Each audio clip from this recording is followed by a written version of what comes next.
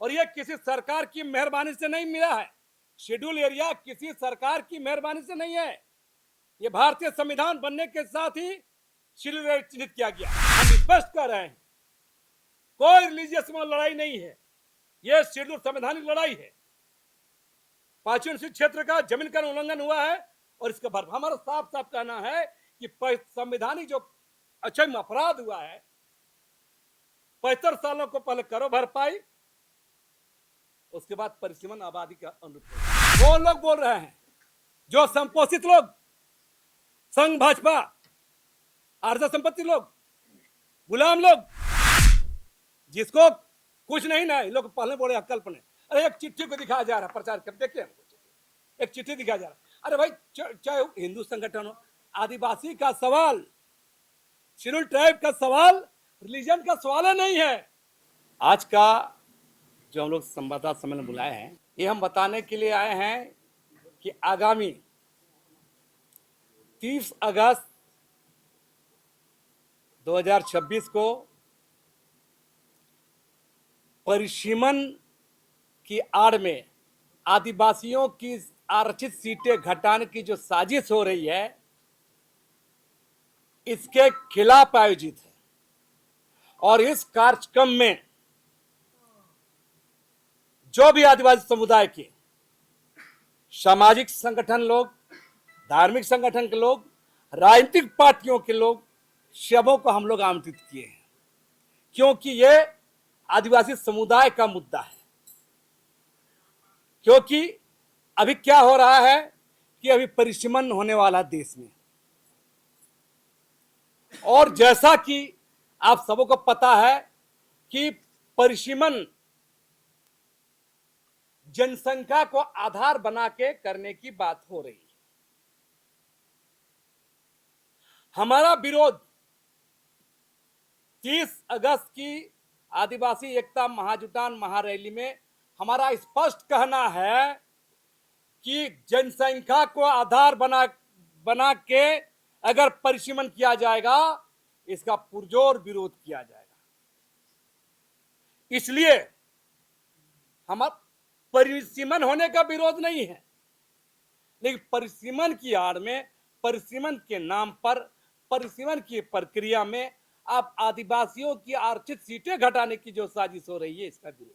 आगे हम बता दें कि आपको जानकारी दे दें कि झारखंड का 24 जिला में 13 संपूर्ण जिला 5वीं अनुसूची आर्टिकल 244 शेड्यूल एरिया में आता है और 2 जिले आंशिक आते हैं। तो 5वीं अनुसूची क्षेत्र शेड्यूल एरिया में आज अगर आबादी बसी है, बाहरी आबादी बसी है, इसे जिम्मेदार कौन? जब आप शेड्यूल एरिया बोल रहे हैं, और यह किसी सरकार की मेहरबानी से नहीं मिला है। शेड्यूल एरिया किसी सरकार की मेहरबानी से नहीं है, यह भारतीय संविधान बनने के साथ ही शेड्यूल एरिया चिन्हित किया गया है।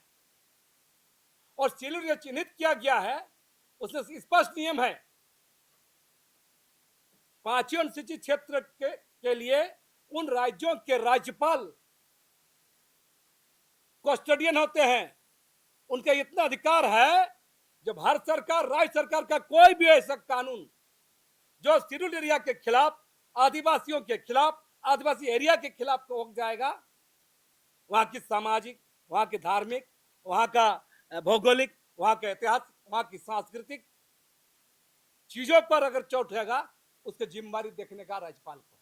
और आज हमको कहा जा रहा है कि आदिवासी आबादी कम हो गया।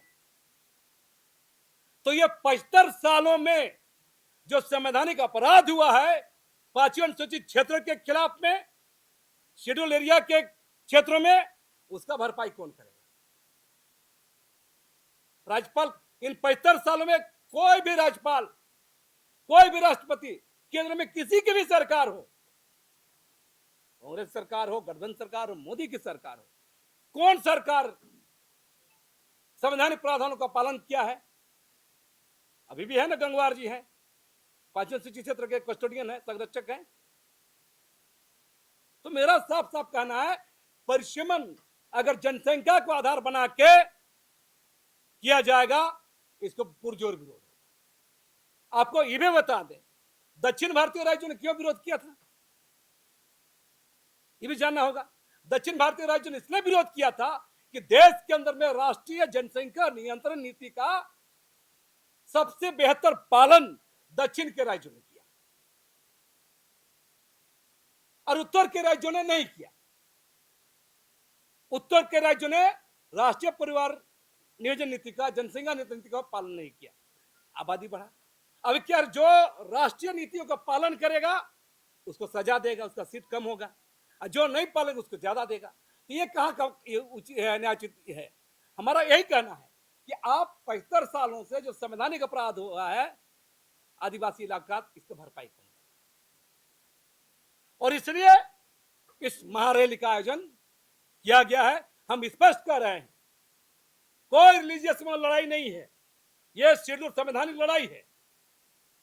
5वीं अनुसूचित क्षेत्र का जमीन का उल्लंघन हुआ है और इसका भरपाई हमारा साफ साफ कहना है कि संवैधानिक जो अक्षम अपराध हुआ है 75 सालों को पहले करो भरपाई, उसके बाद परिसीमन आबादी का अनुरूप होगा। कौन लोग बोल रहे हैं? जो संपोषित लोग, संघ भाजपा, आर्थिक संपत्ति लोग, गुलाम लोग हैं। रैली हो रहा है तो देखना चाहिए ना। 4 फरवरी 2024 को महारैली किए थे हम लोग, आदिवासी एकता महारैली, उस समय भी यही बात आया था। जिसको कुछ नहीं ना, लोग पहले बोले अकल्प ने, अरे एक चिट्ठी को दिखाया जा रहा, प्रचार कर देखिए हमको, एक चिट्ठी दिखाया जा रहा। अरे भाई, चाहे हिंदू संगठन हो, आदिवासी का सवाल, शेड्यूल ट्राइब का सवाल रिलीजन का सवाल नहीं है।